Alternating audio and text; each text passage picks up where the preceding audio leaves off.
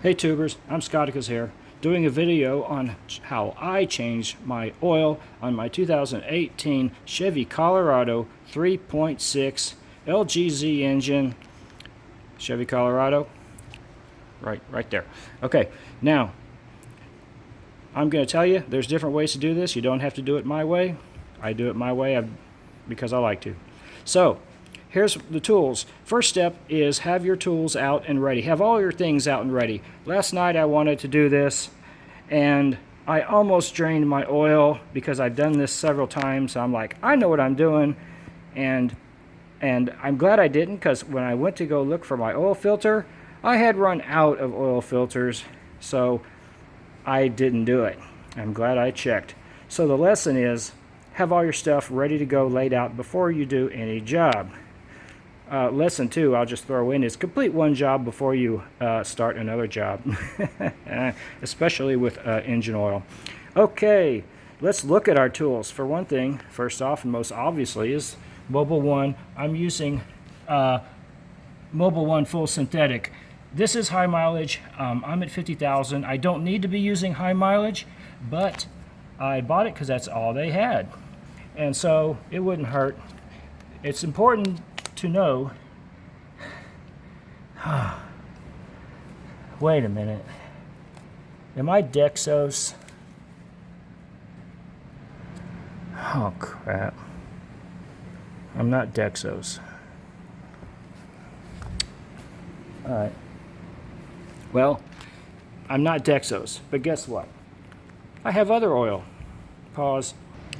We're back. Rule number 3, always have a backup of motor oil.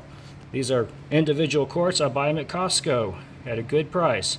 The 5-quart jug and 1 quart from Costco is cheaper than 6 quarts, individual quarts from Costco, but I buy them when they go on sale, and I have it.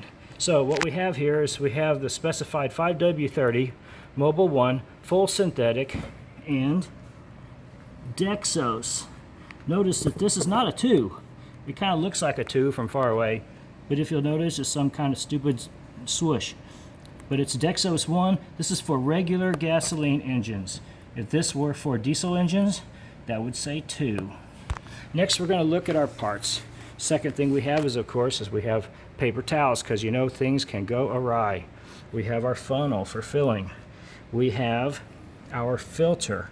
Now, I was using another brand filter, and I was really happy with it, but I didn't have my filter last night, so I went out and bought Mobil 1 Extended Performance M1C257A. This was a $9 filter at Walmart, very expensive, probably the best you can buy. It's very high quality, and I like that. I like high quality. Look at the seal here. Look at the pleats, the attachment, the clean cut, and everything. That's really nice. You look at the edges of the pleats where it's bonded to the plastic. You don't see any sloppy glue or anything. Very nice. Also, that was impressive with this is the washer it came with. It's a red washer. I guess that's kind of cool, but it's not your typical black washer. Now, I'm not an expert at rubbers, but I think that for the most part, if it's colored, it's probably a higher quality synthetic rubber. Normally, I would use the OEM O-ring, which is blue, and that's what I've been using. But this one here, I think I'll trust it. I'll put it on. I'll use it this time. To install that O-ring, we use our hook here to get it off of the cap. And then while we have the cap off, we clean our cap threads of anything with this brush here, so our cap threads go on nice and clean. Now, taking the cap off, you will need a low profile 24mm socket, 6-point socket, and a couple of extensions. Okay, focus. Okay, a couple of extensions. About 3 should do the job, sometimes 2 depending on the length. One thing I'm doing this time that I should have done last time, I actually dropped my socket, pulling it out. So now I have this this lock here, and it actually locks the socket onto the extension unless I pull the sleeve, so it won't come off. I was really lucky that it fell down behind the wheel well liner, and I was able to just pull that out and get it out. And so we have that. For the drain plug, we have a 15mm socket. I would rather have a 6-point, but I don't tighten these very tight. It doesn't need a 6-point. And I use minimum force on that. I don't wrench on it. So this handheld screwdriver type should be fine. While I'm getting oil out, I wear a glove, and then I try to capture oil in my Blackstone oil analysis sample tube.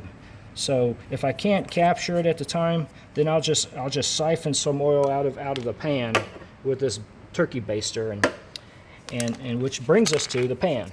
The pan. This is actually a really important thing. This is a big pan. Okay, it's not the biggest pan you could buy, but it's good enough because this oil can go out and over. You don't want to use a pan with a grate that's designed for oil to go straight down, because this oil does not go straight down. It goes over, way over like that. Okay, so you want to have as wide a pan as you can get, and this is a great pan. I have several of them. Another thing you want to do is you want to get this pan as high up to the oil flow as you can to capture it. Okay, this is a dolly.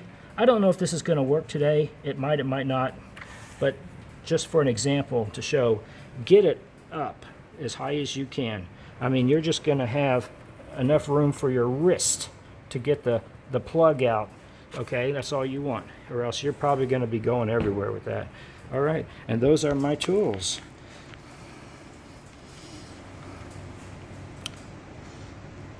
Okay. Pause. I'm trying to pause you.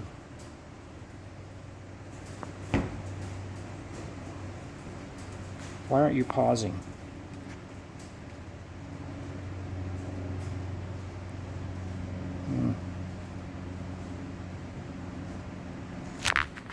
Why aren't you pausing?